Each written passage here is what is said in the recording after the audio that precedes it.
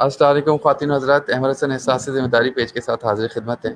आज हमारे दरमियान हुमैरा सलमान साहिबा मौजूद हैं, जो कि फ़ाउंडर हैं लर्नर्स रिसोर्स गैलेक्सी की, और ये अपने मुताल्लिक लाइफ सक्सेस स्टोरी बताएँगी। जैसा कि आपको सबको पता ही है कि एहसास ज़िम्मेदारी पेज का मकसद स्टूडेंट की मोटिवेशन के लिए हम लोगों से इंटरव्यू लेते हैं।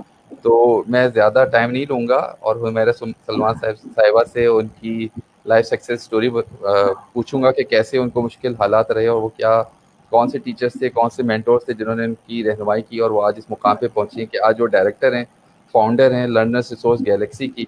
तो उन उस जो इदारा है उसके मुतालिक भी पूछेंगे और इनकी अपनी जो लाइफ सक्सेस स्टोरी है उसके मुतालिक भी इनसे जानेंगे कि क्या कैसे इन्होंने इस काम किया है इन्होंने। जी उमैर से। अस्सलाम वालेकुम। बहुत बहुत शुक्रिया मुझे इनवाइट करने का। सबसे पहले आपका जो मकसद है वो बहुत पॉजिटिव है। अल्लाह करे कि ये काम जो आप कर रहे हैं इसमें जो जो लोग जुड़ते जाएं वो सब बच्चों को मोटिवेट कर सकें और वो सारे बच्चे हम सब के लिए सबका जारिया बन सकें। तो ये एक ऐसा प्लेटफॉर्म मुझे लग रहा है कि इंशाल्लाह बन सकेगा जो हमारे बच्चों के लिए बहुत पॉजिटिव होगा, मोस्ट प्रॉब्ली इंशाल्लाह। जिंदगी का सफर, लाइफ स्टोरी, सक्सेस स्टोरी बड़ी बातें। अभी तो इब्तिदाई इश्क वाला हाल है। अभी सक्सेस मुझे लगता नहीं कि अभी सक्सेस है। जिक्र ये है कुछ तकरीबन काफी अरसा पुराना कि जब होश संभाला, स्कूल में एडमिशन हुआ, वही एक सेट पैटर्न जो हम सब जिससे गुजरे वही एक सेट पैटर्न चला। स्कूल में एडमिशन हो गया, प्री नर्सरी में एडमिशन हो गया, रूटीन में जिंदगी चलती गई। मैं साथ साथ उन असातिज़ा का जिक्र करती जाऊंगी जिन लोगों ने अपना रोल प्ले किया। मेमोरी अल्हम्दुलिल्लाह इतनी अच्छी रही कि लोग याद हैं अभी तक। अल्लाह उन सबके दर्जात बुलंद करे अगर वो जा चुके, और अगर मौजूद हैं तो उनके मामलात में बहुत आसानी करे। मेरी टीचर जो थी प्री नर्सरी की, मिसेस सलीमा मसूद साहिबा थी, और उन्होंने जितना मोटिवेट किया, जितना गाइड किया, जितना इंटरेस्ट से पढ़ाया, वो मेरा ख्याल है कि ऐसे असातिज़ा मिलना बहुत बड़ी खुशकिस्मती होती। अच्छा, वहां से सफर शुरू हो गया, आहिस्ता आहिस्ता तालीमी मराहिल तय होते गए। एक फेज आया जो मेरा ख्याल है मेजॉरिटी बच्चों की जिंदगी में आता है, जहां आपको चीजें मुश्किल लगने लगती हैं। आपको ऐसा लगता है कि 8 सब्जेक्ट्स, 9 सब्जेक्ट्स, उनका प्रेशर, ये कैसे होगा। कुछ सब्जेक्ट्स में आप फ्लरिश करते हैं, कुछ सब्जेक्ट्स आपके वीक रह जाते हैं, वो आपके स्ट्रगलिंग सब्जेक्ट्स होते हैं। आपको लगता है कि शायद मैं फेलियर हूँ, मैं नहीं कर पा रहा। बाज़ दफा आपको असातिज़ा इकराम से शिकायतें होने लगती हैं और आप सोचते हैं कि नहीं, ये टीचर ऐसे हैं इसलिए मैं नहीं कर पा रहा। मेरा ख्याल है अगर इस स्टेज से कोई भी बच्चा गुजर रहा है तो उसे 2 काम करने की बहुत जरूरत है। सबसे पहला काम ये करने की जरूरत है कि वो जिंदगी से और दूसरों से शिकायत करना छोड़े। सबसे पहला काम, मेरे हालात अच्छे नहीं हैं, मेरा उस्ताद अच्छा नहीं है, मैं क्योंकि एक छोटे स्कूल में जाता हूँ इसलिए मैं कुछ नहीं कर सकता, मेरे घर वाले पढ़े लिखे नहीं हैं तो मैं उनको अपनी बात समझा नहीं पाता। ये सारी चीजें सिर्फ और सिर्फ बहाने हैं, and there is no such thing as a good excuse. हम एक्सक्यूजेस देके पीछे तो हट सकते, हम आगे नहीं बढ़ सकते। तो जिंदगी का सबसे पहला उसूल ये बना लें कि एक्सक्यूजेस देना छोड़, अपने आप को भी और दूसरों को भी। अगर ये यकीन कर लें कि अल्लाह ताला ने आपको जहां पैदा किया है और अल्लाह ताला आपको जिन जिन लोगों से मिलवा रहा है, वो सब आपके एक ना एक दिन सक्सेस में आपको याद आएंगे। जब आप उस सीढ़ी को चढ़ना शुरू करेंगे तो आपको वो सारे लोग याद आएंगे, उन्होंने कोई ना कोई रोल प्ले किया होगा आपकी जिंदगी में,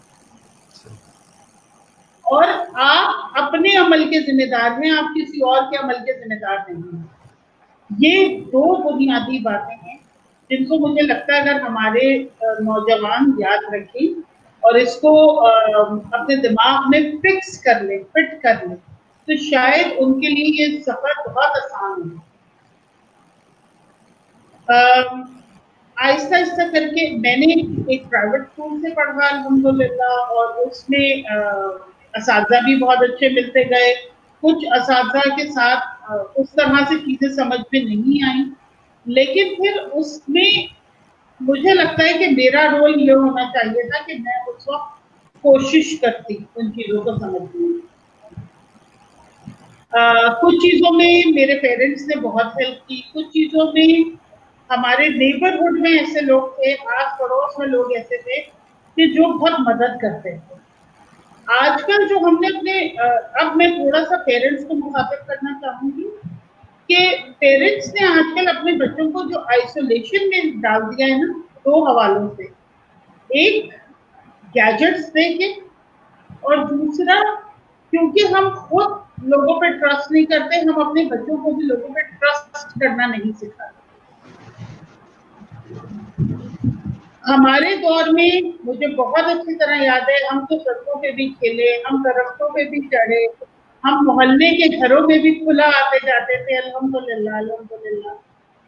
हमने गुड़ियाओं की शादियां भी की, हमने सड़क पे क्रिकेट भी खेली, हमने भरपूर बचपन गुजारा। और उसका फायदा ये हुआ कि जब आपका पीपल इंटरेक्शन अच्छा होता है, जब आपका एक्सपोजर होता है, आप हर एक के साथ खुले दिल और दिमाग के साथ मिलते हैं। मोहल्ले की आंटियां डांट भी देती थी, हम अम्मा के पास आके रोते थे, तो अम्मा ने कभी ये नहीं कहा कि अच्छा उन्होंने कैसे डांटा, उनकी हिम्मत कैसे मेरे बच्चे को डांटा। मैं अभी पूछती हूँ जाती, आप ट्रस्ट करें और ट्रस्ट करना सिखाएं। ये बहुत पेशेंस का काम है, शायद हमारे बड़ों में बहुत पेशेंस है, वो इस तरह से वो चीज डेवलप हो। फिर मेरी वालदा, क्योंकि मैं अकलौती रही हूँ काफी अरसे तक, तो मेरी वालदा मेरे साथ बहुत एक्टिविटीज में इन्वॉल्व होती थी। उनका फेवरेट मशगला होता था गर्मियों की छुट्टियों में। मेरा मैथ्स वीक था, मुझे मैथ्स में स्ट्रगल करनी पड़ती, तो अम्मी मेरे साथ मिलके हमारी छत पे हम मेला लगाते थे।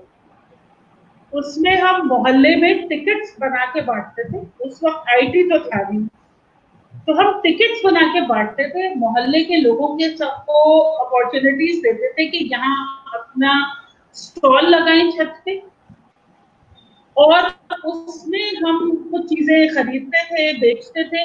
उससे मैंने मैथ्स सीखी, उसने मुझे प्रॉफिट एंड लॉस सिखाया। शायद मैंने किताबों से इतना अच्छा नहीं सीखा होगा जितना इस तरह के प्रैक्टिकल एक्सपीरियंसेस से सीखा। फिर मेरे वालिद का एक बेहतरीन मशगला होता था, जब वो मुझे स्कूल से लेते थे और घर छोड़ते थे। मेरा स्कूल था सदरनी और मेरा घर था नाज़िमाबाद में, तो वो ट्रैवलिंग टाइम हमारे पास तकरीबन आधा घंटा 40 मिनट्स होते थे। तो अब्बू का फेवरेट मशगला ये था कि वो मुझसे कहते थे कि भाई अब तुम्हें जितनी कहानियां सुनानी है मुझे इंग्लिश में सुनाना, मुझे उर्दू समझ नहीं आती, इतनी देर के लिए मुझे उर्दू नहीं आती। तो हम गलत बोल रहे हैं, सही बोल रहे हैं, जो दिल चाह रहा है बोल रहे हैं। अब्बा कभी ये नहीं कहते थे कि ये क्या बोल दिया, ये तो गलत कहा। वो उसको रिस्पॉन्ड उसी लैंग्वेज में करते थे, बस जुमले को तरतीब सही कर देते थे। इस तरह से लैंग्वेज के मराहल तय होते चले गए। ये सारे वो एक्सपीरियंसेस हैं जो मैंने किए हैं, और मुझे लगता है कि कोई भी बच्चा अगर ये कहता है, अब तो बहुत आसानियां आ गई हैं।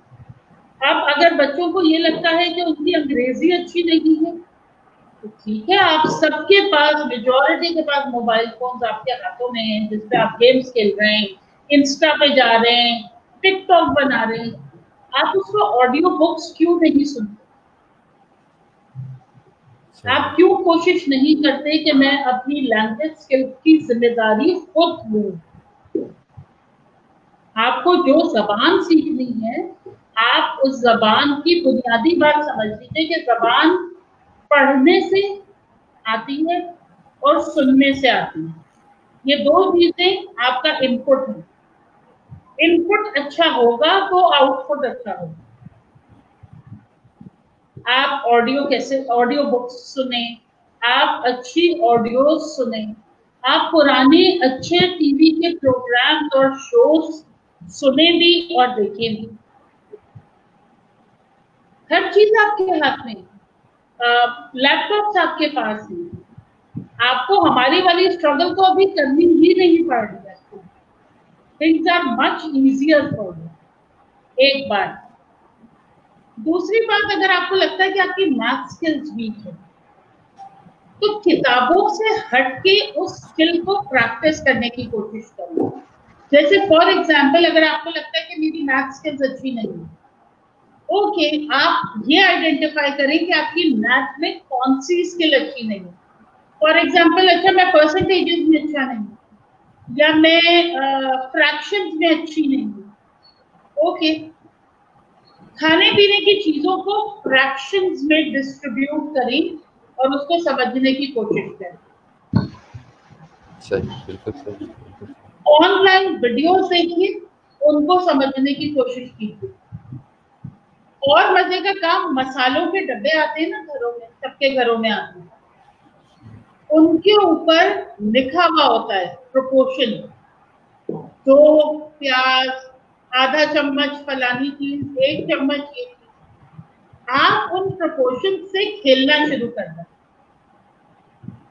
अगर वालिदैन ये आइडेंटिफाई करते हैं कि मेरे बच्चे की ये स्किल अच्छी नहीं है, फ्रैक्शन समझ नहीं आ रहे, बच्चे को अपने साथ किचन में लगा लें,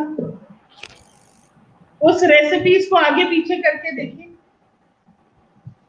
सब समझ आ जाएगी, बल्कि मजे में समझ आ जाएगी।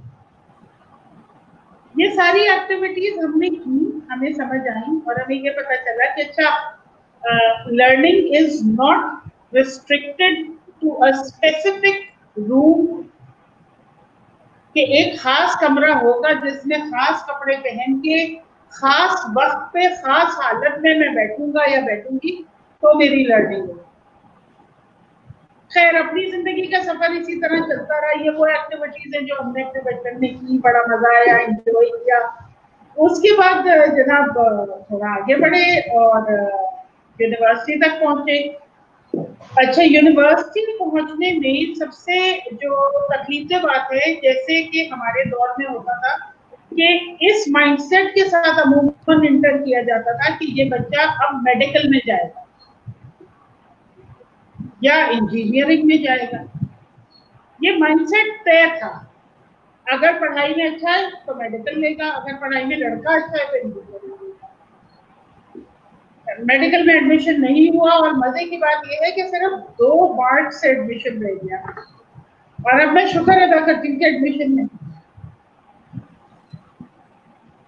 उसके बाद जनाब सफर जिंदगी का आगे बढ़ा, मेडिकल में नहीं हुआ।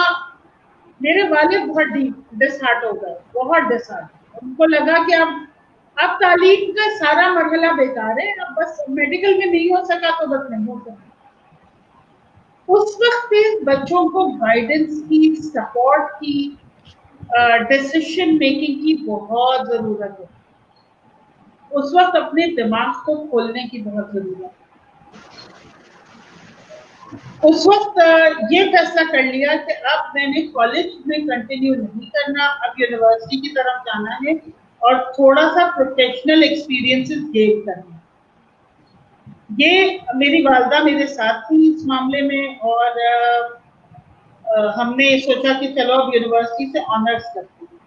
और ऑनर्स के लिए because I was and I still am to some extent interested in animals, तो ज़ूलॉजी में मास्टर्स कर लिया। उस वक्त तो बहुत होप्स थे, नया नया नेशनल ज्योग्राफिक आना शुरू हुआ था, लगता था बस जी वाइल्ड लाइफ में निकल जाएंगे, फोटोग्राफी करेंगे, एनिमल्स के साथ वक्त गुजारेंगे और जिंदगी सेट हो जाएगी। प्रैक्टिकली आप जब पढ़ रहे होते हैं ना, आपको अंदाजा ही नहीं होगा कि प्रैक्टिकली आपकी लाइफ की क्या क्या चैलेंजेस हैं और आपको जिंदगी को कैसे लेके चलना है। ये वो दौर होता है जिसमें आपको कोशिश करनी चाहिए कि आप अच्छे मेंटोर्स के साथ, अच्छे लोगों के साथ, समझदार लोगों के साथ जुड़ जाएं, उनके साथ वक्त गुजारना शुरू कर दें। एक तो ये कि दोस्ती हमेशा अपने, अब कुछ दोस्त आपके ऐसे होने चाहिए जो उम्र में आपसे थोड़े से बड़े। एक मुझे लगता है ये बहुत जरूरी एस्पेक्ट होता है, वो आपको इस वक्त पे गाइड कर सकते हैं। अगर आपके बड़े बहन भाई मौजूद हैं तो उनसे दोस्ती कीजिए, उनके साथ कंपटीशन मत कीजिए, ठीक है? आपके ख्वाब अलग होंगे, आपके पैशंस अलग होंगे और उनके ख्वाब, उनके पैशंस, उनकी सक्सेस स्टोरी बिल्कुल अलग होंगी। Be ready for that. अच्छा, अल्हम्दुलिल्लाह उस दौर में कुछ मेंटोर मिलते गए, क्योंकि कोर्सेज किए, वर्कशॉप्स बहुत करती थी उस जमाने में। जब कोई नई चीज पता चलती थी जिसमें मेरा अपना इंटरेस्ट होता था या जिसमें मेरे पेरेंट्स का इंटरेस्ट होता था, वो उसमें इनरोल करा देते थे और हम उसको लेके चल रहे होते थे अपनी मेजर पढ़ाई के साथ। देखिए, डिग्री एक बिल्कुल अलग चीज है और आपकी स्किल डेवलपमेंट एक बिल्कुल अलग चीज। अच्छा, इसमें एक सवाल मैं आपसे पूछना चाहूँगा कि ये जैसे जैसे आपके वालिद साहब का ज़ोर था कि आप प्री मेडिकल में जाएँ, तो आपका भी इंक्लिनेशन प्री मेडिकल की तरफ था, या उस वक़्त की जैसे था एक के वालिदैन ने बोल दिया कि इंजीनियरिंग में जाना है या मेडिकल में जाना है, या सेकंड जो अगर थर्ड जो होता था वो कंप्यूटर साइंस में जाना है, तो आपका भी इंक्लिनेशन जो है प्री मेडिकल की तरफ था, डॉक्टर बनने के लिए था, या आपको उस टाइम पे नहीं पता था कि मुझे डॉक्टर बनना चाहिए या नहीं बनना चाहिए, और बाद में आपका पैशन या आपका जो स्किल सेट आपने जब देखा तो पता लगा कि नहीं, मुझे मेडिकल नहीं लेना था, मुझे कुछ और चीज़ लेना था, ये लेना था जो एजुकेशन में मैं आ गई हूँ, या इस तरीके से? तो इसके मुतालिक देखिए, भी ज़रा बताइएगा। जब ये प्रेशर था और जब ये सफर चल रहा था, उस वक्त मुझे वाकई नहीं पता था कि मुझे क्या करना है। मेरा अपना उस वक्त कोई माइंडसेट बना हुआ नहीं, और इसमें कोई बुराई भी नहीं है। अगर मेजॉरिटी बच्चों को ऐसा लगता है कि अभी I am not decided what to do, then let the life decide what it brings for you. देखिए, मैं यहाँ बीच में सिलसिला कहीं और से जोड़ रही हूँ, इस सवाल की जरूरत है ये। मैंने एक जमाने में एक स्कूल में पढ़ाया और वहाँ एक साहब ने मुझसे कहा कि भाई, मैं बहुत गुस्से में वो वालिद आए थे और उन्होंने मुझसे कहा कि आपको पता है मैं ये दुनियावी तालीम पे बिलीव ही नहीं करता, मैं ये समझता हूँ कि तालीम जो होती है ना वो सिर्फ दीनी तालीम है। और मेरी उनसे बातचीत हो रही थी, मैंने उस जमाने में मस्जिद नबवी और खाना काबा की एक्सटेंशन का काम चल रहा था और वो हमारे नेशनल टीवी पे लाइव आता था प्रोग्राम। उस वक्त पता चला कि वर्ल्ड ओवर, मेरा ख्याल है मैं उस वक्त मास्टर्स मैंने किया था और अक्सर उस चैनल को हम सर्फिंग कर रहे होते थे, देख रहे होते थे, उसमें बहुत कुछ चल रहा होता था। तो उसमें पता चला कि world over best engineers, best plumbers, best mechanics, best carpenters hire किए जा रहे थे उस पूरे प्रोग्राम के लिए। मैंने उन वालिद से ये पूछा कि आपके ख्याल में क्या इन इंजीनियर्स, प्लम्बर्स, मैकेनिक्स के पेरेंट्स को पता था कि अल्लाह ताला इनसे कितना बड़ा काम लेने वाला है? हमें ये नहीं पता कि अल्लाह ने हमें जो औलादे दी हैं, हमें जो बहन भाई दिए हैं, उनसे अल्लाह ताला काम क्या लेने वाला है, वो कितने बड़े मकसद के लिए तख्लीक किए गए हैं, हमें वाकई नहीं पता। हमारा as teachers, as parents, as family members काम सिर्फ ये है कि हम अपने बच्चों को और अपने बहन भाइयों को, छोटे बहन भाइयों को स्टेप फोल्डिंग करके दें। We are just step folders. Building बनते हुए देखी होगी आप लोगों ने, सबने देखी होगी। इतनी मजबूत बिल्डिंग को स्टेप फोल्डिंग के लिए बैम्बूज चाहिए होते हैं, जो कि कोई बहुत स्ट्रॉन्ग चीज नहीं होती। इस टाइम पे हमारे बच्चों को टीचर्स, पेरेंट्स ऐसे चाहिए जो उनको स्टेप फोल्डिंग करते हैं, जो वो करना चाहते या अभी अगर क्लियर नहीं है उनको, तो वो जो भी कर रहे हैं उसको एहसन तरीन तरीके से करने पे उनको रजामंद करें। आप मैट्रिक कर रहे हैं, आप इंटर कर रहे हैं, आप क्लास 8 में हैं, आप अभी पढ़ नहीं सकते आगे, आप मैकेनिक का काम सीख रहे हैं, जो कुछ भी कर रहे हैं ना उसको एहसन तरीन तरीके से करें। सक्सेस ये है, सक्सेस ये बिल्कुल भी नहीं है कि आप डिग्री पे डिग्री लेते चले जाए। ना इम्तिहान सक्सेस का क्राइटेरिया है, ना डिग्री सक्सेस का क्राइटेरिया। आपकी जो आपका जो कैलिबर है ना, और आपकी जो कमिटमेंट है, और आपकी जो पीपल स्किल्स है, ये आपके सक्सेस का क्राइटेरिया। अच्छा, आपके 9th और मैट्रिक या ये जो जो आप कह लें प्री प्राइमरी और प्राइमरी के बाद फिर सेकेंडरी स्कूल्स वगैरह में, उसमें आपके जो रोल मॉडल्स थे वो कौन थे जिन्होंने आपको, इसलिए कि ये जो पीरियड होता है ये जो आपका टाइम पीरियड होता है ना, उसमें बच्चों को नहीं पता होता या बच्चों को बाद में भी नहीं पता होता, लेकिन ये वाला जो मेन होता है ना 8 9 मैट्रिक या 6 7 8, उनको ये नहीं पता चल रहा होता कि हमने करना क्या है। 9th में प्री इंजीनियरिंग लेनी है कि प्री मेडिकल लेनी है, और इस तरीके से फिर हमने कॉमर्स लेनी है या कुछ और चीज़ लेनी है। वालदेन का इंटरेस्ट या वालदेन के फोकस होता है कि भाई तुमने प्री इंजीनियरिंग उसमें साइंस लेनी है ताकि तुमने प्री इंजीनियरिंग करके इंजीनियरिंग कॉलेज में जाना है किसी और चीज़, जबकि बच्चे का इंक्लाइनेशन, के बच्चा जो है ना वो इंटरेस्ट होता है उसका कॉमर्स साइड पे जाने के लिए। उस सूरत में ऐसे को उसमें आप समझती हैं कि मेंटोर्स का काम होता है, टीचर्स एज अ मेंटोर्स के लिए इस्तेमाल होती हैं, या किस तरीके से बच्चों की इसलिए कि फिर बाज़ दफ़ा बच्चे जो है ट्रैक से अलग हो जाते हैं, हट जाते हैं, और उसी चक्कर में बाज़ दफ़ा ये भी ब्लेम कर रहे होते हैं कि चूंकि मेरे वाले साहब जो हैं वो प्लम्बर हैं, चूंकि मेरे वाले साहब जो हैं वो है इलेक्ट्रिशियन है, कारपेंटर है, तो मैं नहीं पढ़ सकता, और बाज़ दफ़ा उनकी एजुकेशन छूट जाती है, जबकि वो अच्छे स्टूडेंट हो सकते थे और होते भी हैं, लेकिन वो छूट जाती है इसलिए कि फाइनेंशियल उनका वो मसला हो जाता है, या उनके पेरेंट्स चाहते हैं कि नहीं ये मेरी फील्ड में रहे, तो इस वजह से उनकी एजुकेशन ख़त्म हो जाती है। इस मामले में आप क्या सजेस्ट करती हैं कि मेंटोर्स का या ऐसे टीचर्स का होना ज़रूरी है कि जो कि उनको गाइड करें कि हाँ यार तुम्हारा इंटरेस्ट ये है तो तुमको ये करना चाहिए, और उसके साथ फिर उनकी पेरेंट्स की भी काउंसलिंग हो और ये सारी चीज़ें हों? देखिए, हम ना जिस मुल्क में रहते हैं उस मुल्क के बहुत चैलेंजेस हैं। ऐसा बिल्कुल मुमकिन है कि बहुत सारे बच्चे बहुत कुछ करना चाहते हैं, लेकिन घर के हालात वाक़यात उनको इजाज़त ना देते हैं। उनकी नीड कुछ और करने की हो, घर उनसे कुछ और डिमांड कर रहे हैं। 2 काम पेरेंट्स को ज़रूर करने चाहिए, चाहे वो पढ़े लिखे हों चाहे ना हों। उन्हें अपने बच्चों को, मैंने कहा ना कि बेहतरीन काम करने की तरफ राग़िब ज़रूर करना चाहिए, चाहे वो प्लम्बरिंग कर रहे हो, चाहे वो इलेक्ट्रिसिटी का काम कर रहे हो, ठीक है? दूसरी बात आपने की मेंटोर्स की, वो मेंटोर्स कहाँ मिलेंगे? अगर बच्चा कोशिश करे और ढूंढे तो उसको वो मेंटोर्स अपने आसपास ही मिलेंगे।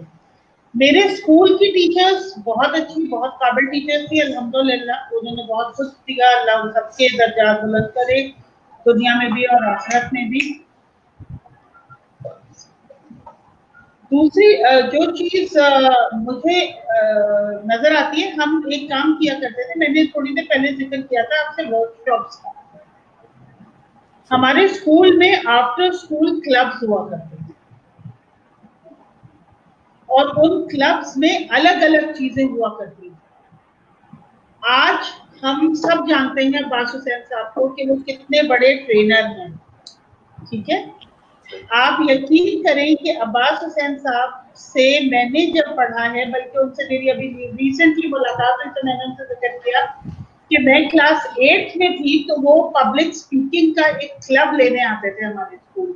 हफ्ते में एक दिन 1 घंटे का क्लब होता। मुझे उनसे एक उनसियत हो गई क्योंकि वो किताबों से हट के बात किया करते। देखिए, हम मेंटोर का वर्ड इस्तेमाल कर रहे हैं ना, तो पहले हमें ये समझना पड़ेगा कि उस्ताद मेंटोर बनता कब है। उस्ताद मेंटोर उस वक्त बनता है जब वो टेक्स्ट बुक के अलावा लाइफ स्किल पे बात करना शुरू करता है। और वो बच्चे की लाइफ में इंटरेस्ट लेना शुरू कर। ठीक है, बच्चों को अपने आसपास ऐसे लोग ढूंढने पड़ेंगे जो उनके अंदर इंटरेस्ट ले। एक और चीज, मेंटोर सिर्फ वो नहीं होता जो किताबों का मेंटोर हो। एक मेंटोर ना उस्ताद होता है। अगर आपने कभी विजिट किया हो किसी मैकेनिक की शॉप पे, तो मैकेनिक की शॉप पे भी आपको उस्ताद मिलता है। ठीक है, आपको उस्ताद या दर्जी की दुकान पे भी उस्ताद मिलता है।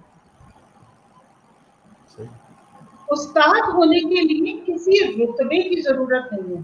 उस्ताद होने के लिए अगले का आपको उस्ताद मानना जरूरी है। अगर मैं ये कहना शुरू कर दूं कि मैं मेंटोर हूं, तो मैं मेंटोर नहीं बन सकता। हाँ, अगर कुछ लोग मेरे बारे में ये बात करें कि हाँ जी वो हमारी मेंटोर है या फलाना शख्स मेरा मेंटोर है, तो उसको मेंटोरशिप का दर्जा हासिल होता है। ये जो हमने एक खुद ही एक फॉल पहन के हम बैठ जाते हैं ना कि जी आप मुझसे काउंसलिंग ले लें, मैं काउंसलिंग कर सकता हूँ, मैं मेंटोर बन सकता हूँ, ऐसा नहीं है। सबसे पहला काम एक है जो हम सबको अपने अपने पैराडाइम में करने की जरूरत है, और वो काम है कनेक्शन बिफोर करेक्शन।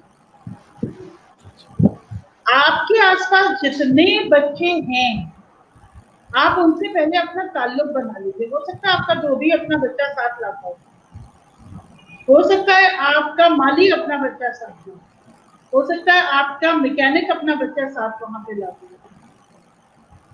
ठीक है, अगर आप चाहते हैं कि उस बच्चे की जिंदगी में कोई खुशगवार तब्दीली आए, तो सबसे पहला काम है उस बच्चे के साथ ताल्लुक करना। अच्छा, एक चीज मुझे ये बताइए कि स्कूल की लेवल पे कैरियर काउंसलिंग या इस तरह का जो सेशन है जिसमें आप मेंटोरिंग का सेशन जो होता है, जैसे मेरा ताल्लुक टीसीएफ फाउंडेशन के साथ रहा, तो टीसीएफ में उनका जो 1.5 मंथ्स का जो रहबर प्रोग्राम होता है, उसमें वो उनका यही होता है मेन। तो ये जो जैसे टीसीएफ वाले करते हैं, इसी तरीके से अगर दूसरे स्कूल वाले भी इसी टाइम कहना चाहिए इसी टॉपिक पे, इसी विजन के साथ काम करें, तो आपकी नज़र में बच्चों के ऊपर कितना असर पड़ सकता है? और ये जो आपका जो लर्नर्स रिसोर्स गैलेक्सी है, इसके मुतालिक भी आप थोड़ा सा बताइएगा कि आप से जैसी मेरी बात हुई थी, तो अब होम स्कूलिंग के ऊपर आप काम कर रही हैं, तो होम स्कूलिंग क्या है, ये होम स्कूलिंग कैसे करते हैं, और आप अपने तीनों बच्चों को होम स्कूलिंग पे जो कार्बन रखा हुआ है आपने, तो कैसे उसमें सक्सेस कैसे हुई है, इस मुतालिक भी ज़रा बताइएगा। इसमें मेरे मेंटोर हैं मिस्टर सलमान आसिफ सिद्दीकी साहब। अल्लाह ताला उनके लिए बहुत बहुत आसानियां करे और उनके इदारे ERDC को बहुत तरक्की दे। मैंने अपने उस्ताद से बहुत सीखा, और अभी भी मेरी कोशिश होती है कि मैं जो सीख सकती हूँ उसकी अपॉर्चुनिटी किसी न किसी तरह हासिल करूँ। सबसे पहली बात यह है कि होम स्कूलिंग, जैसे मैंने आपको बताया ना कि मेरी अपनी लाइफ में बहुत बड़ा रोल प्ले किया है मेरी अम्मा की एक्टिविटीज में। ठीक है, जब मेरे बच्चे स्कूल जाते थे तो मुझे नजर आया कि बच्चों के पास किताबें तो बहुत हैं, बहुत सारे अलग अलग पब्लिकेशंस की किताबें हैं, बहुत सारी चीजें हैं, मटेरियल है, कॉपीज हैं, लेकिन बच्चों के पास जो नहीं है वो एक्सपीरियंसेस नहीं है। और स्कूल की बाउंड्री में रहते हुए, उनसे टाइमिंग्स को फॉलो करते हुए वो एक्टिविटीज नहीं दे पा रहे बच्चों को। एक्टिविटीज जैसी लाइफ स्किल्स होनी चाहिए जो वो सीख के और उस पर काम कर सकें, वैसा काम नहीं हो पा रहा। अच्छा, अब मैं क्या बात कर रही हूँ, थोड़ी सी कंफ्यूजन हो रही होती है इसका। देखिए, बच्चों के पास एक्टिविटीज ऐसी होनी चाहिए, जैसे मैंने कहा ना, हमने छत पे मेला लगाया, अब वो गाइडेड नहीं था, उसकी कोई टाइम बाउंड्री नहीं थी, उसका कोई ऐसा नहीं था कि वो इतनी देर का होगा। जब हमारा दिल चाहा तब हमने लगाया, जितनी देर के लिए हमारा दिल चाहा हमने लगाया, और जिस तरह के स्टॉल हमारा दिल चाहा हमने लगाया। ठीक है, जब ये बात मुझे समझ आनी शुरू हुई तो मुझे लगा कि बात दफा, क्योंकि मैंने उसी स्कूल में पढ़ाया भी, मुझे ऐसा महसूस हुआ कि 40 मिनट का ब्लॉक है। ठीक है, अब उस 40 मिनट के ब्लॉक में बात दफा 30वें मिनट में बच्चे को वो कॉन्सेप्ट समझ आया जो मैं उसको पहले से 30 मिनट में समझा रही थी। ठीक है, हर 30 बच्चे बैठे हैं क्लास में, ऐसा नहीं हो सकता कि 30 के 30 को एक साथ वो कॉन्सेप्ट समझ आ जाए। हर बच्चा अपनी फेस को कॉन्सेप्ट को एब्जॉर्ब करता है। हो सकता है किसी एक बच्चे को 30वें मिनट में समझ आया, जब उसका इंटरेस्ट डेवलप हुआ और उसने सवालात पूछने शुरू किए तो घंटी बज गई और मेरा पीरियड खत्म हो गया। ठीक है, अब वो सवाल उस बच्चे के पास रह गया, क्योंकि मेरा पीरियड किसी और क्लास में है तो मेरे पास तो टाइम नहीं है उसको देने के लिए। मैंने उस बच्चे से कहा, अच्छा अब मेरे पास जैसे ही टाइम होता है ना, मैं तुम्हारे साथ कांटेक्ट करती हूँ और तुम आओ, हम इस पे बात करेंगे। जब मैंने याद रख के उससे कांटेक्ट किया 3 दिन बाद, तो उस बच्चे का इंटरेस्ट भी खत्म हो चुका था और सवाल भी भूल चुका था। बिल्कुल ठीक। तो ये मसला कैसे हल होगा? क्या वाकई तालीम को घंटी बजा के पिलाया जा सकता है? मुझे पैवलोव का प्रिंसिपल याद आ जाता है, जो मैंने क्लास 9th में पढ़ा था। पैवलोव एक साइंटिस्ट थे और बहुत माजरत के साथ मैं ये प्रिंसिपल शेयर कर रही हूँ, उन्होंने कुत्तों पे ये प्रिंसिपल अप्लाई किया। उन्होंने कुत्तों को काफी देर भूखा रखा और उसके बाद उनको ट्रेन किया घंटी की एक आवाज के साथ। जब वो घंटी बजाते थे तो कुत्तों को खाना मिलता था। ठीक है, अब जब बहुत ज्यादा इसकी कंप्लीट ट्रेनिंग हो गई, प्रैक्टिस हो गई, इन वर्ड्स पर गौर कीजिएगा, ट्रेनिंग हो गई और प्रैक्टिस हो गई, तो फिर ये किया जाने लगा कि एक दफा उन्होंने ये किया कि उन्होंने घंटी बजाई और उन कुत्तों को खाना नहीं दिया। कुत्ते की फितरत है कि जब वो भूखा होता है, उसको खाना चाहिए होता है, तो उसके मुंह में राल बनने लगती है जी, लाभ बनता है। ठीक है, अब वो जो राल बनती और बहती है, दैट इंडिकेट्स कि वो बहुत भूखा है। उन्होंने वो घंटी बजाई, खाना नहीं दिया, राल बनती गई। उन्होंने कंडीशन कर दिया उन कुत्तों की भूख को उस घंटी के साथ। सही, ठीक है। क्या मैं ये कह सकती हूँ कि साइंस, इंग्लिश, मैथ घंटी की आवाज पे डिलीवर करूंगी? नहीं, बिल्कुल, लेकिन ये आजकल का तो मेन समझ लें कि यही सबसे बड़ा प्रॉब्लम है कि स्कूल में फोकस ये जो जोर दिया जा रहा है वो तो इसी चीज़ों पे दिया जा रहा है। सवाल मेरा फिर वही आ जाता है कि होम स्कूलिंग को फिर आपने कैसे अपने बच्चों के ऊपर स्टार्ट किया, और होम स्कूलिंग मतलब किस तरीके से ये जो आप बात बता रही हैं अपनी वालदा की जो बताई कि जो उन्होंने आपको तरीके बताया कि छत पे लेके गए और किस तरीके से उन्होंने पूरा एक मार्केट सेटअप किया और उसके ज़रिए से फ्रैक्शन और सब्ट्रैक्शन और पूरी मैथमेटिक्स और प्रॉफिट एंड लॉस वगैरह आपको समझ में आया।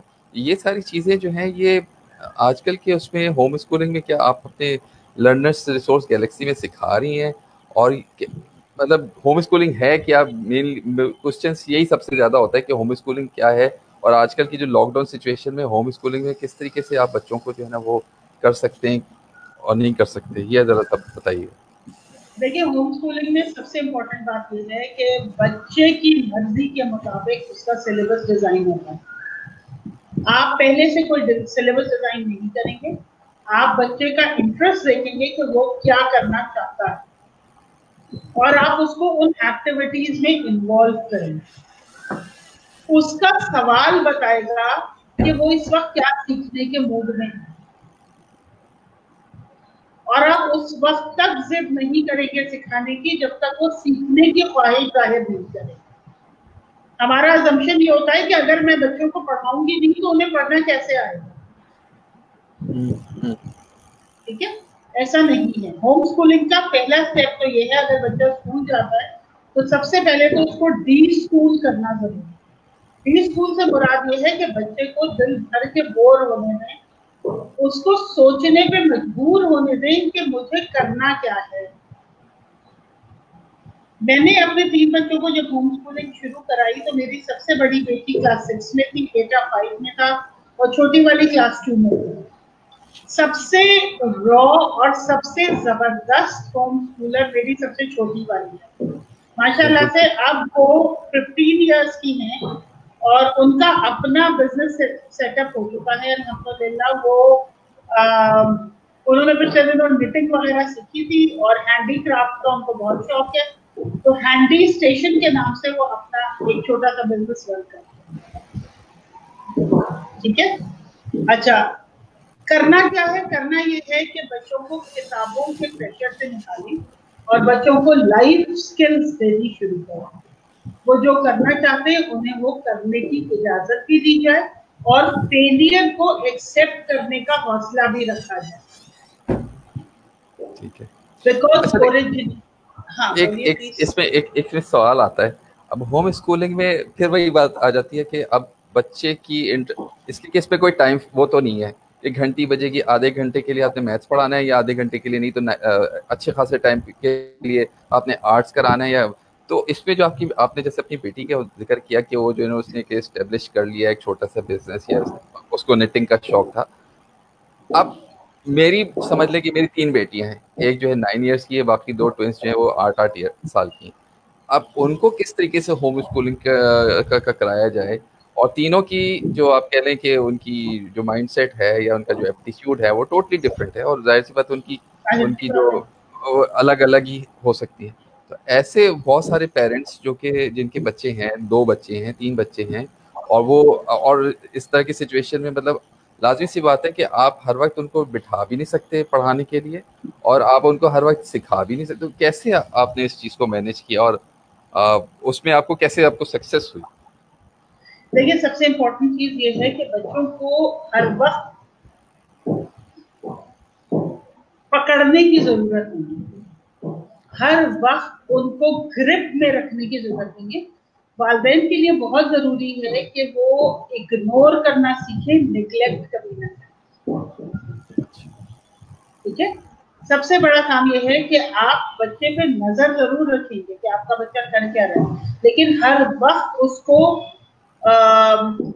इंस्ट्रक्शंस ओवरलोडेड नहीं देंगे। अब ये कर लो, अब ये कर लो, अब ये कर लो, अब ये कर लो। उसको ये समझने दें कि उसकी लाइफ का चार्ज उसने को लेना है।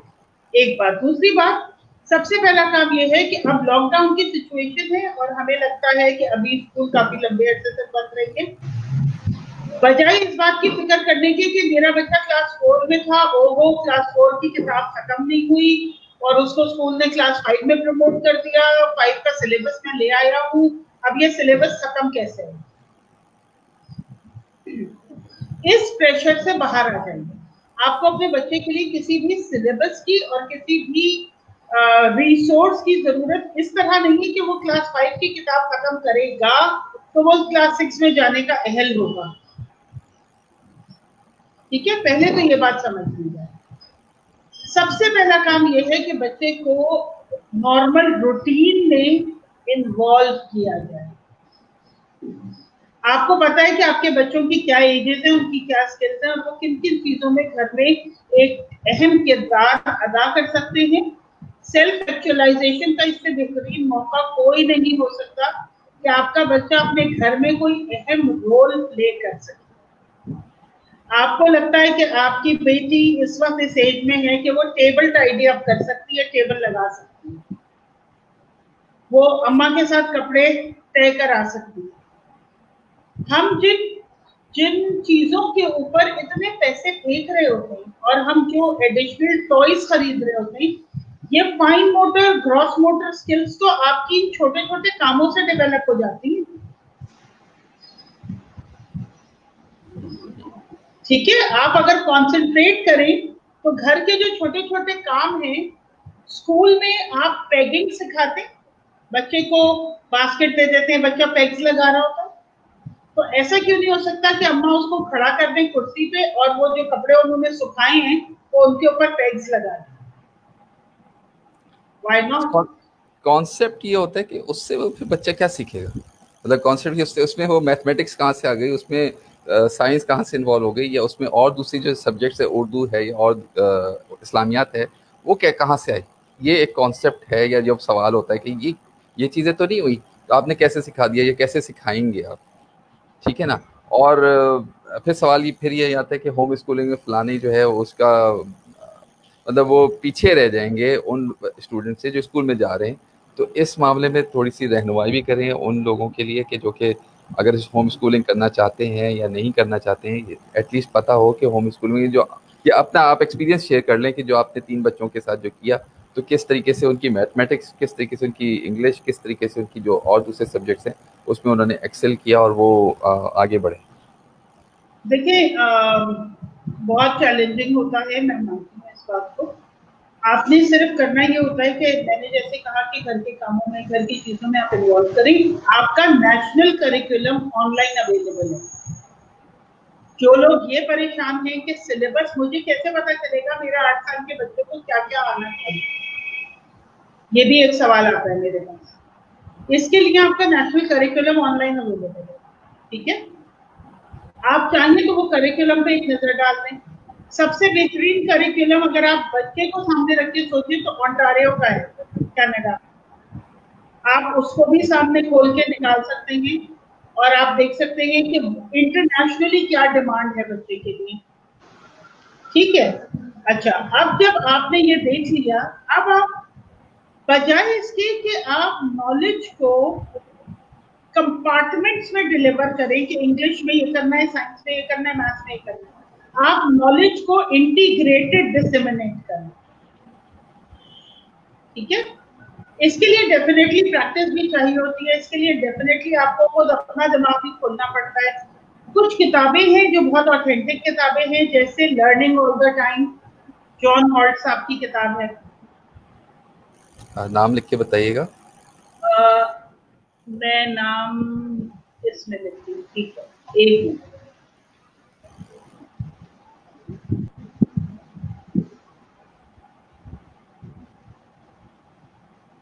ये अब नहीं हो रहा मेरे पास, कैसे लिखूं?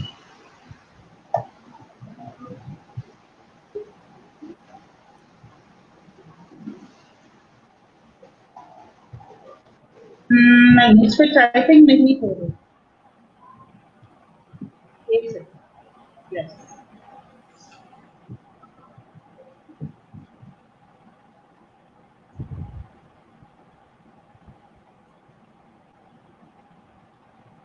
लर्निंग ऑल द टाइम है, ये है जनाब जॉन हॉल्ट की। इसके अलावा आप अगर चाहें तो एल्फी कोन की कुछ बुक्स हैं। अभी हमारे दरमियान एक और साहब ने भी ऐड किया है, मुर्तज़ा साबिर अली नाम है उनका, तो वो भी आपसे कुछ सवाल पूछेंगे। अब चले गए। अच्छा, ये आप जो बता जॉन हॉल की, ठीक है, ये समीरा बेग ने लिखा है कि द की टू इफेक्टिवली एचएस John Holt, John Taylor Gatto. अच्छा, तो जॉन हॉल्ट की तो एक तो जॉन हॉल्ट की तो बुक है चिल्ड्रन हाउ टू, नहीं, children fail and how how children children fail and learn, ठीक है, एक तो वो बुक है चिल्ड्रन। ये वो लोग हैं जिन्होंने, आपको पता है बड़े सगीर में स्कूल स्टार्ट कब हुआ था? बड़े सगीर में स्कूल की हिस्ट्री क्या है? 100 साल पुरानी है बस, सही है। ठीक है। 100 साल से पहले क्या होता था? क्या लोग उस जमाने में तालीम याफ्ता नहीं होते थे, इल्म याफ्ता नहीं होते? अगर हम मैक्सिमम समझ लें 200 साल की हिस्ट्री देख लें, 200 साल में आपके स्कूल आहिस्ता आहिस्ता आए और फिर बढ़ते चले गए। उससे पहले क्या लोगों के पास इल्म नहीं था? नहीं, वो बिल्कुल कैसे? इल्म तो होता था, लोग है ना मुख्तलिफ उस्ताज़ा के पास जाया करते थे। अजान हो रही है मेरे ख्याल से। जी बिल्कुल, हम 2 मिनट तक अच्छा देख थोड़ा, लेते ठीक है।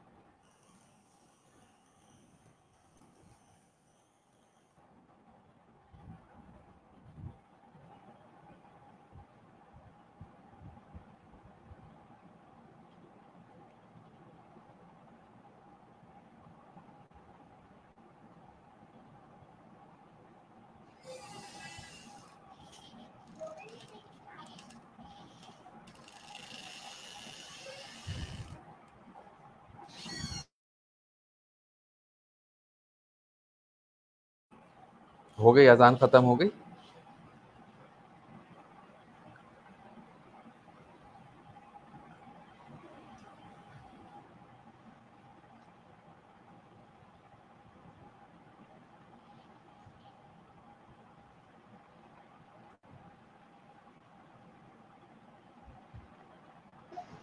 जी।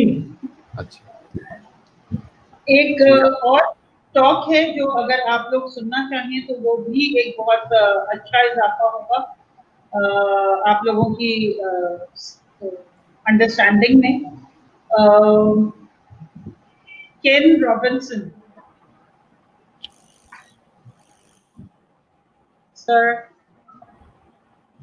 केन रॉबिन्सन,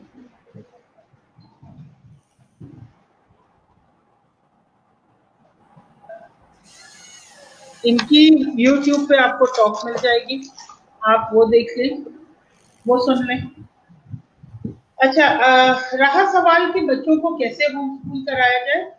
बच्चों को जो रूटीन की चीजें हैं उनको आप टाइम स्लॉट्स में दे दीजिए कि भाई इतनी देर में जैसे हमारे घर का रूटीन ये होता है कि सुबह में हम घर की रिस्पॉन्सिबिलिटीज को टेक केयर करते हैं और फिर शाम में एक्टिविटी टाइम होता है। बाज घरों में बच्चे उनका रूटीन ऐसा होता है कि वो रात में ज्यादा एक्टिव होते हैं। होम स्कूलिंग आपको ये फ्रीडम देता है कि आपका बच्चा जिस टाइम पे वो काम करना चाहता है वो उस टाइम पे कर सकता है। नंबर 1 बात। नंबर दूसरी बात, आप बाज़ दफा अटक जाते हैं, बहुत सारे अपने फैमिली कमिटमेंट्स पूरे नहीं कर पाते, हुकूकुल इबाद में बहुत ज्यादा आप पीछे रह जाते हैं, इसलिए क्योंकि बच्चों ने रात में इतने बजे सोना है, सुबह बच्चे ने इतने बजे स्कूल जाना है, बच्चे का होमवर्क है, बच्चे का टेस्ट है, बच्चे का फलाना है, बच्चे का ठीक है। होम स्कूलिंग आपको इस मामले में भी एक सपोर्ट देता है कि ठीक है, अगर कोई प्रॉब्लम है, कोई तकलीफ है, कोई परेशानी है, तो आप हो सकता है 2 दिन आपने नहीं कुछ पढ़ाया या नहीं पढ़ा, ठीक है, लेकिन उसके बाद आपका जब वो प्रॉब्लम सॉर्ट आउट हो गया, फैमिली में जिसको आपकी जरूरत है आप उसके लिए वक्त पे पहुंच गए, आपने उसको सपोर्ट कर ली, आपने अपना इमोशनल बैंक अकाउंट बना लिया, तो फिर आप वापस अपनी पढ़ाई की तरफ आ गए। ये एक स्पेस आपको मिलती है। तीसरी सबसे इम्पोर्टेंट बात यह है कि बच्चे को इंडिपेंडेंट होना रादर देन बीइंग डिपेंडेंट। मेरे बड़े बच्चे जो स्कूल में जिन्होंने क्लास 6 तक 5 तक पढ़ा, मैं आपको बहुत मजे की बात बताऊं, आज जो बच्चे स्कूल जा रहे हैं आप जरा उनकी हालत देखिए। लॉकडाउन हुआ सब हुआ, वो हर वक्त एक बात कहते हैं, हम बोर हो रहे। भाई क्या करें, हम बोर हो रहे। होम स्कूलर के पास आपको ये जुमला बहुत शाद और नादर ही मिलेगा कि मैं बोर हो रहा हूँ, बिकॉज उसके पास कुछ न कुछ होता है अपने आप को इंगेज करने के, और खुद होता है, कोई और नहीं पता। ठीक है, एक ये चीज है जो बहुत इंपॉर्टेंट है। दूसरी बात यह है कि बच्चे की जो अंडरस्टैंडिंग है, जैसे फॉर एग्जांपल मैं एक और एक्सपीरियंस अपना शेयर करती हूँ। हमें ये लग रहा था कि जब हम अपने बच्चों की होम स्कूलिंग हमने स्टार्ट की तो सोशल स्टडीज एक ऐसा सब्जेक्ट था जिसमें बच्चे निग्लेक्ट कर रहे थे, जिसको उनका इंटरेस्ट डेवलप नहीं हो पा रहा था, हिस्ट्री ज्योग्राफी। हमने सोचा कि अच्छा इसके लिए कुछ सोचते हैं। फिर एक दिन मैं और मेरे हस्बैंड बैठ के बात करने लगे कि भाई क्या करना चाहिए, बच्चों को पढ़ने के लिए बाहर भेजना चाहिए, नहीं भेजना चाहिए। ये एक रैंडम डिस्कशन था जो हमने घर में इनिशिएट किया।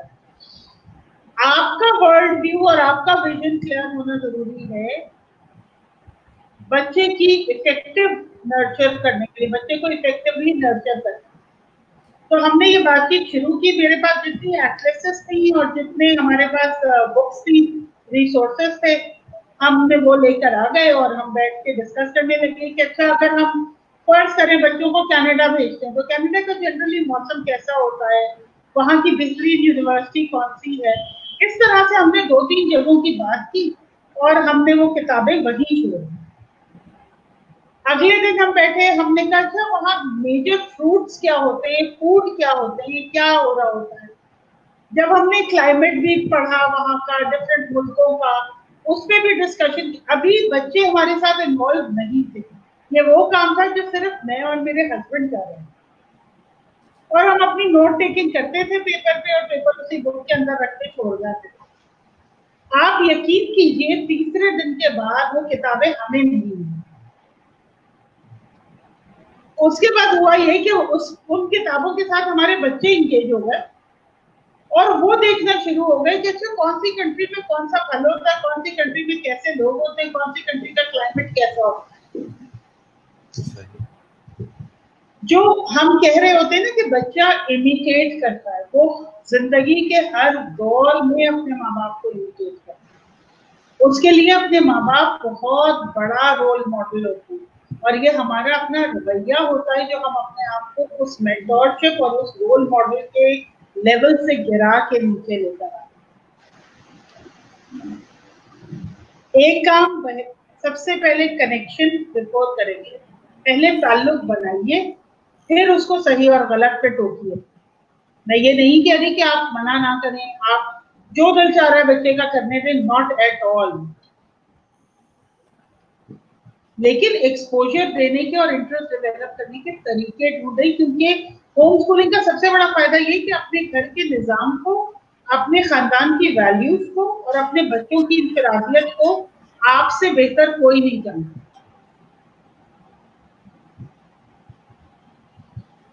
तो कोशिश कीजिए कि इन चीजों को सामने रखते हुए अपने बच्चे को मैक्सिमम अपॉर्चुनिटीज दीजिए कि वो इस उम्र में ना 1 साल 2 साल से लेके और 15-16 साल तक, शायद सारे पेरेंट्स मेरी इस बात से एग्री करें कि बच्चे की बहुत टेंडर एज होती है, बहुत टेंडर एज होती है। इस वक्त सबसे ज्यादा जो वो चीजों को लेता है ना, वो पीयर प्रेशर होता है।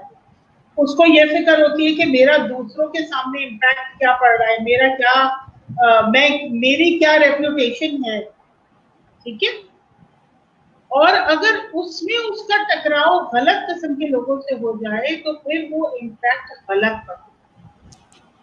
अच्छा, एक और सवाल मेरा ये फिर आता है कि बहुत सारे पेरेंट्स और बहुत सारे लोग ये फिर जहन में आता है चीज़ें कि मिसाल के तौर पे ठीक है आपने बच्चों से ताल्लुक़ कायम कर लिया, बच्चों के साथ आप डायरेक्ट हो रहे हैं सारी चीज़ें, मगर फिर जब एग्जाम से मुराद ये कि जब आप उनको किसी न किसी स्टेज पे तो आपको एग्जाम्स में बिठाना तो है ना। अब उस जब इस एग्जाम्स में बिठाना है, चाहे वो 6 लेवल ग्रेड का है या 5th लेवल ग्रेड का है या कोई से भी लेवल ग्रेड का है, तो उसमें वो कौन से स्कूल हैं जहाँ पर आप है ना उनको बच्चों आपने अपने बच्चों को स्टार्ट कर दिया होम स्कूलिंग।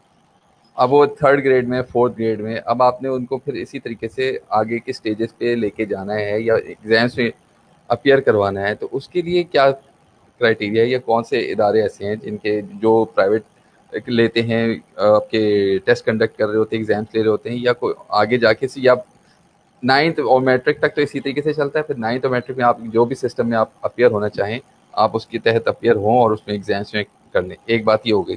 दूसरी बात ये कि होम स्कूलिंग वाले जो पेरेंट्स हैं, जो वो फीस नहीं देते हैं जो स्कूल में दे रहे होते थे, उसकी वजह से वो ट्रैवलिंग या दूसरे एक्सपोजर करने में उनको आसानी होती है। बिल्कुल, देखिए आपने बात की एग्जाम की, मैं अपनी लर्नर्स रिसोर्स गैलेक्सी का थोड़ा सा जिक्र करती हूँ। लर्नर्स रिसोर्स गैलेक्सी पे हम बच्चों को एक्टिविटीज करवा रहे होते हैं बहुत सारी। हमारे पास बच्चा पूरा साल इंगेज नहीं होता, ठीक है। हम अपनी एक्टिविटीज अनाउंस करते हैं जो क्लब्स के फॉर्म में होते, और उन क्लब्स के लिए बच्चे कुछ टाइम के लिए हमारे साथ एंगेज होते और उसके बाद वो फ्री होते हैं, ठीक है। अच्छा, इन क्लब्स का जो फॉर्मेट है, इसमें कोई असेसमेंट नहीं होता, इसमें कोई करेक्शन नहीं होता। इसमें 3 बुनियादी बातों का ख्याल रखा जाता है। एक, बच्चे की इज्जत नफ्स का ख्याल रखा जाए, बच्चे की रिस्पेक्ट पे कोई कॉम्प्रोमाइज ना हो, उस बच्चे को ना लेबल किया जाए, ना उस बच्चे को क्रिटिसाइज किया जाए, बल्कि वो जैसा है वो मेरा है की बुनियाद पे उसको एडॉप्ट किया जाता है उस पर्टिकुलर टाइम के लिए, ठीक है। दूसरी बात, उस बच्चे के साथ हम ये कोशिश करते हैं कि उस बच्चे के अंदर कुछ स्किल्स ऐसी डेवलप हो जाएं कि वो इंडिपेंडेंट हो जाए, वो अपनी लर्निंग का तायुन खुद करने के काबिल हो। हमारे लर्नर्स रिसोर्स गैलेक्सी में बहुत अलग अलग प्रोग्राम्स चल रहे होते हैं। एक हमारा personalised O levels coaching program है। इसमें हमारे पास बच्चे एंगेज होते हैं for particular subjects for particular number of hours, ठीक है। अभी पिछले दिनों एक हाफिज बच्चा जिसका एक्सपीरियंस जरा टफ रहा, स्कूल जरा मुश्किल से, एडमिशन तो हर स्कूल दे देता है, ठीक है, उनके साथ कोऑपरेट करना और उनके वो जो गैप आए हैं ईयर्स के, उनको रिस्पेक्टफुली हैंडल करना जरा सा मुश्किल हो जाता है। क्यों? क्योंकि 30 बच्चे होते हैं। प्रॉब्लम स्कूल का नहीं है, प्रॉब्लम टीचर का नहीं है, सबसे बड़ा प्रॉब्लम ये है कि वो जो सिस्टम है ना, उस सिस्टम में उस बच्चे को फिट करना जरा सा मुश्किल था, ठीक है। अच्छा, उस सिलसिले में मेरा तकरीबन 25 साल का एक्सपीरियंस ये कहता है, बाद बच्चे उस सिस्टम में फिट इस तरह होते हैं कि वो अपने उस अचीवमेंट को, कि वो हाफिज कुरान है, मेरे ख्याल में ये बहुत बड़ा अचीवमेंट है किसी बच्चे के लिए, और इस बात की कदर उसे भी होनी चाहिए कि मैंने कोई बड़ी चीज अचीव की है अल्हम्दुलिल्लाह। उसका वो सेल्फ एस्टीम बिल्कुल जीरो हो जाता है और फिर जाके वो सिस्टम में फिट होता है, ठीक है।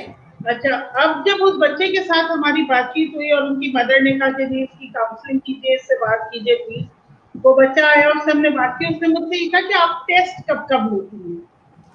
मैंने कहा बेटे हम ओ लेवल की प्रिपरेशन में टेस्ट लेते ही नहीं, मैं टेस्ट पे बिलीव ही नहीं करती। उसने मुझसे कहा तो आपको ये कैसे पता चलेगा कि मैं सही पढ़ रहा हूँ? मुझे बहुत हंसी आई और मैंने उससे कहा कि बेटे मैं इस बात को डाउट ही नहीं कर सकती कि आप सही नहीं पढ़ रहे, ठीक है। हर बच्चा एक्सेल करना चाहता है, हर बच्चा एक्सेल करना चाहता है, हर बच्चा आगे बढ़ना चाहता है, हर बच्चा जो काम कर रहा है उसमें बेहतरीन अपने आप को प्रूव करना चाहता है। ये बच्चे की नियत और ख्वाहिश होती है, और हर इंसान की भी यही ख्वाहिश होती है। हम बस बार बार को टेस्ट करके ना उसके इस इंटरेस्ट को लूज करवा दें। अच्छा, एक सवाल मेरा इसमें फिर ये होता है कि जैसे होम स्कूलिंग है ना, जो पेरेंट्स करना चाहते हैं, या वो मेल हस्बैंड्स जो कि या तो बैंक में हैं या किसी प्राइवेट ऑर्गेनाइजेशन में है या इवन गवर्नमेंट ऑर्गेनाइजेशन में है, उनका कितना रोल होता है होम स्कूलिंग के हवाले से अपने बच्चों के साथ इंगेज होने में? इसलिए कि अब मिसाल के तौर पे अगर मैं ये कहूँ कि अगर मैं बैंकर हूँ और मेरा सुबह से लेके 9 to 5 बैंकिंग है, और उसके बाद आप घर पे आते हुए हैं, और उसके बाद आपके पास 2 दिन की छुट्टी मिलती है, सैटरडे एंड संडे, तो अब आप बच्चों के साथ उस तरीके से इंटरेक्ट नहीं कर पाते। As a being a father की बात कर रहा हूँ, तो मदर ही उनके साथ इंगेज हुई हुई है। फादर का कितनी इन्वॉल्वमेंट है उसमें, और फादर किस तरीके से उन बच्चों को होम स्कूलिंग के लिए इंटरेस्ट डेवलप कर सकता है और उसको उनको आगे उनकी जो भी मुश्किलात हैं उसमें आसानी फ्राहम कर सकता है? देखिए, मुझे एक बात बताइए कि बच्चा सबसे इम्पोर्टेंट बच्चा किसकी जिम्मेदारी है? क्या हम माँ बाप इसलिए बन जाते हैं क्योंकि हमने बच्चे पैदा कर दिए? नहीं, माँ बाप का काम इससे बहुत ऊपर का है। उस बच्चे की तरबियत, उस बच्चे की चार बुनियादी नीड्स जो हर बच्चे की जरूरत है, उसकी फिजिकल नीड्स जिसपे हम सब बहुत भरपूर तवज्जो देते हैं, डिजाइनर से नीचे नहीं पहनाते, हमारा बच्चा अच्छा लगना चाहिए। हाँ, खैर बात किसी और तरफ से ली जाएगी। फिजिकल नीड्स की बात हो गई। इमोशनल नीड्स, क्या वालिद पूरा दिन थककर आने के बाद ऐसा महसूस नहीं करते कि उन्हें किसी कंधे की, उन्हें किसी से अच्छी बातें करने की, उन्हें रिलैक्स होने की जरूरत है? वो रिलैक्स होने के लिए कोई अलग मीडियम क्यों चाहिए? वो रिलैक्सेशन अपनी औलाद, अपना बच्चा, अपना घर क्यों नहीं हो सकता? और आपको पता है, मैं जब स्कूल में थी, क्योंकि मैंने टीचिंग भी की है और फिर मैं एक होम स्कूलिंग मॉम भी हूँ, और अब मैं अपना एक सिस्टम भी चला रही हूँ, तो मुझे लगता है मेरे पास बहुत अच्छा एक मवाजना करने के लिए ना बहुत एक बड़ा ग्राउंड है सारी चीजों को। मुझे ये लगता है कि जब मैं टीचर थी, मैं पेरेंट्स से कहती थी आप अपने बच्चे को क्वालिटी टाइम दो। मेरा ख्याल है हर पेरेंट ने अपने बच्चे की हर टीचर से ये जुमला सुना होगा। क्वालिटी टाइम का मतलब क्या होता है और क्वालिटी टाइम कितने घंटों पर मुनीज होता है? क्वालिटी टाइम कभी 5 मिनट, कभी 50 मिनट और कभी 15 मिनट आपकी अपने ऊपर डिपेंड करता है। क्या बच्चे से सिर्फ ये सवाल करना कि बेटा स्कूल में क्या हुआ, आज तुमने क्या पढ़ा, अच्छा वो तुम्हारी फलानी टीचर अब सही हो गई, आपको कोई प्रॉब्लम नहीं हो रही हो तुम्हें उनके साथ? क्या वालिद का थककर आने के बाद बस यही काम है, यही सवाल आते हैं उनके पास? क्या उनके पास ऐसा नहीं है कि वो बच्चों के साथ लेट के कोई अच्छी सी मूवी देख ले? क्या उनके पास इतना टाइम नहीं है कि वो बच्चों के साथ बैठ के कोई अच्छी सी ऑडियो स्टोरी सुन ले और उसके कैरेक्टर पे बातचीत कर ले? आजकल पूरा शहर अल्कोहल देख रहा है, बहुत माजरत के साथ कि बच्चे इंडिपेंडेंटली देख रहे हैं। आप यकीन कीजिए बहुत जबरदस्त ड्रामा है, जरूर देखना चाहिए। इस्लामिक हिस्ट्री है, XYZ, lots of things are associated with it, लेकिन ये फैमिली टाइम होना चाहिए। हर चीज का कुछ शर और कुछ खैर है, वालिदैन को उसमें से खैर और शर डिस्कस करना चाहिए।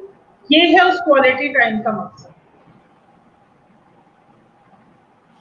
बिल्कुल ठीक, बिल्कुल ठीक। बच्चे ने अगर अम्मा के साथ कोई अच्छी एक्टिविटी की तो वालिद आके ये नहीं पूछ सकते कि अच्छा भाई आज क्या क्या एक्टिविटीज हुई? इसमें उनको क्या इनपुट देना पड़ेगा, आप मुझे बताइए। दूसरी बात, क्या ऐसा नहीं हो सकता कि अगर अम्मा के साथ बच्चे ने लैंग्वेज के लिए कोई स्टोरी सुनी तो अम्मा और बच्चे ने मिलकर उसकी कोई पिक्चर बनाई और अब्बा के साथ वो शेयर की कि आज हमने ये वाली स्टोरी पढ़ी, इसमें ये हुआ।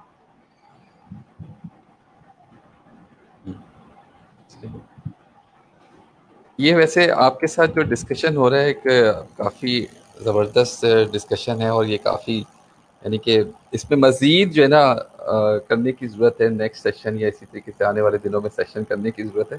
तो मैं समझता हूँ कि आज के दिन के लिए इतना बहुत है। एक बात ऐड करना चाहूँगी, सिर्फ एक बात। जो पेरेंट्स पढ़े लिखे नहीं हैं उनको ये परेशानी होती है कि हम अपने बच्चे को किस तरह समझाएंगे।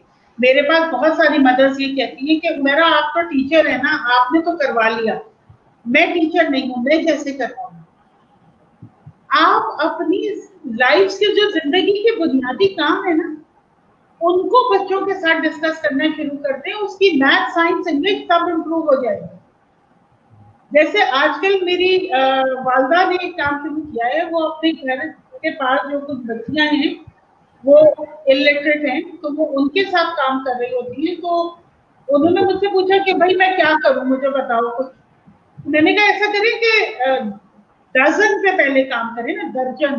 उन बच्चों ने पूछा कि क्या क्या चीजें दर्जन में आती हैं। आपको जरूरी नहीं है कि आप किताबें लेकर बैठेंगे तो बच्चे की लर्निंग होगी। आप बच्चे से, बात घरों का ये रूटीन है कि वो शाम में बच्चों को खत्ती के पैसे देते हैं, आप उनसे उसका हिसाब लिखवा लें।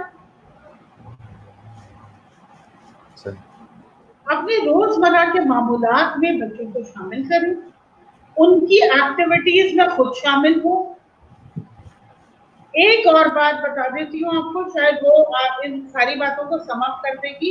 मेरे बच्चों ने जब O लेवल्स कर दिया और मेरे पास उनके ग्रेड्स आ गए, और अल्हम्दुलिल्लाह ग्रेड्स बहुत अच्छे थे। एक बच्ची के बहुत अच्छे थे, एक बच्ची के जरा से कम थे।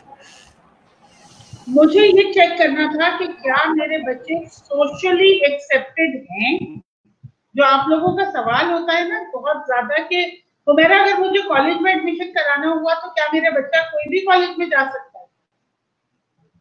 तो हमने किया ये कि मैंने अपने बच्चों को O लेवल्स कराने के बाद 4 मेजर कॉलेजेस कराची के उनके इंटरव्यूज दिलवाए, और जब मेरे बच्चों ने इंटरव्यूज दिए तो मुझे बड़ा मजा आया, क्योंकि वो चारों कॉलेजेस से स्कॉलरशिप्स उनको ऑफर हुई अल्हम्दुलिल्लाह। एक कॉलेज से मेरे एक साहबजादी को इसलिए स्कॉलरशिप्स मिली क्योंकि उसके ग्रेड्स बहुत अच्छे थे। बेटे के पास मेरे वॉलंटियर वर्क के बहुत सर्टिफिकेट्स हैं और उसके पास इंटर्नशिप्स के बहुत सर्टिफिकेट्स हैं। उसने बहुत सारी ऑर्गेनाइजेशंस के साथ इंटर्नशिप की है जब वो 13 साल का था। टाइम बहुत था जिंदगी में, तो हमने सोचा कि भाई तुम ये कर लो। डिफरेंट ऑर्गेनाइजेशंस ने उसको इंटर्नशिप ऑफर की, वो करता चला गया माशाल्लाह से। उसको स्कॉलरशिप मिली उसकी इंटर्नशिप्स की वजह से, ठीक है।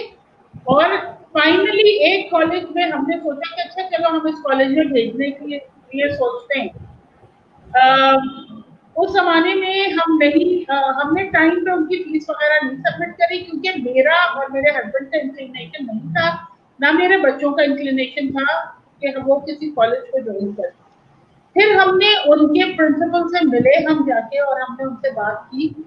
आप हैरान रह जाएंगे कि बहुत जबरदस्त कॉलेज कराची का जिसका नाम है, जहाँ लोगों का पैशन है वो कॉलेज, वहाँ के प्रिंसिपल साहब ने ये कहा कि बेटे आप लोगों को जो अचीव करना था वो आप लोग कर चुके हैं अल्हम्दुलिल्लाह।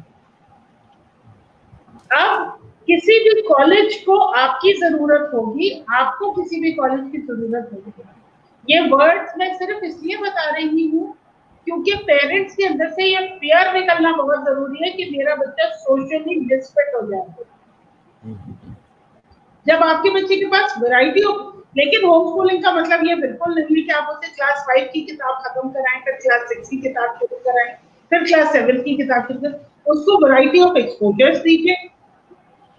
उसको एक्टिविटीज में इन्वॉल्व कीजिए। एक हमारा प्रोग्राम आ रहा है PDP का, पर्सनल डेवलपमेंट प्रोग्राम। मेरी रिक्वेस्ट है आपके तवज्जुह से, 15 साल से बड़े उम्र के बच्चों के लिए, 15 से 25 साल की उम्र के बच्चों के लिए ये प्रोग्राम है। इसके 3 मॉड्यूल्स हैं। पहला मॉड्यूल सेल्फ एक्चुअलाइजेशन है, अपने आप को पहचानो, खुद को पहचानो, मैं कौन हूँ, मैं क्या हूँ, मैं जहां हूं वहां क्यों हूं,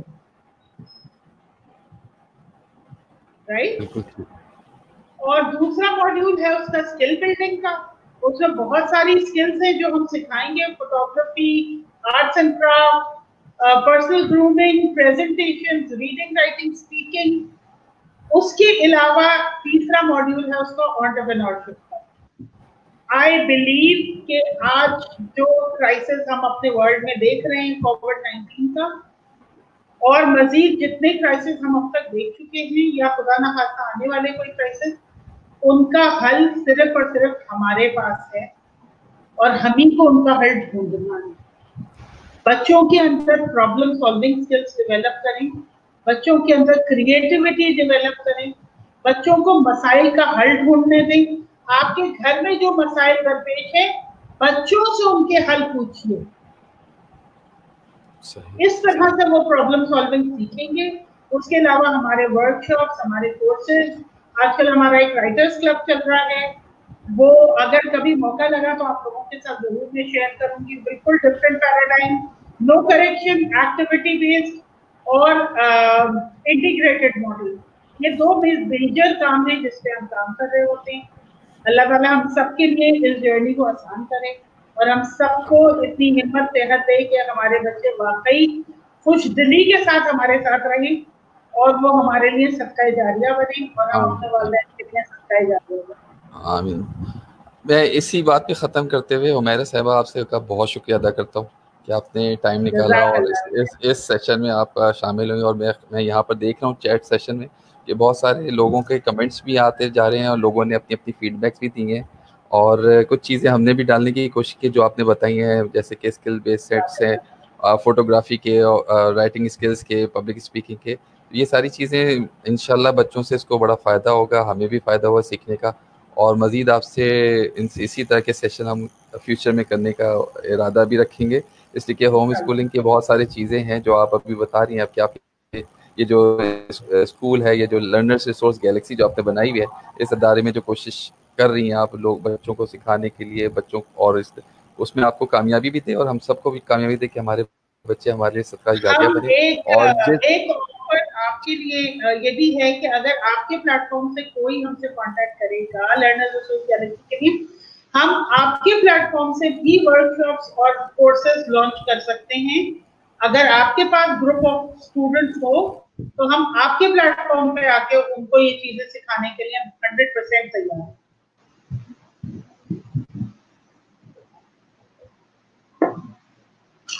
इसका हैंग हो गया।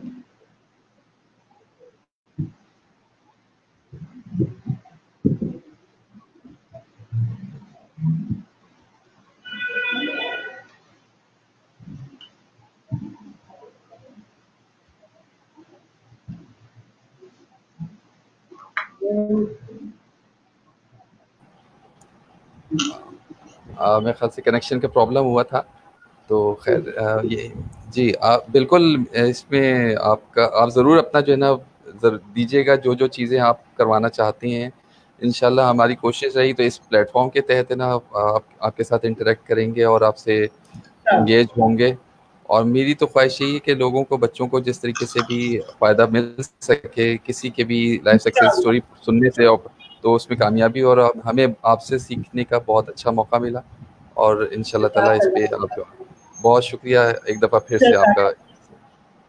Thank you so much. जज़ाकल्लाह। अस्सलाम वालेकुम।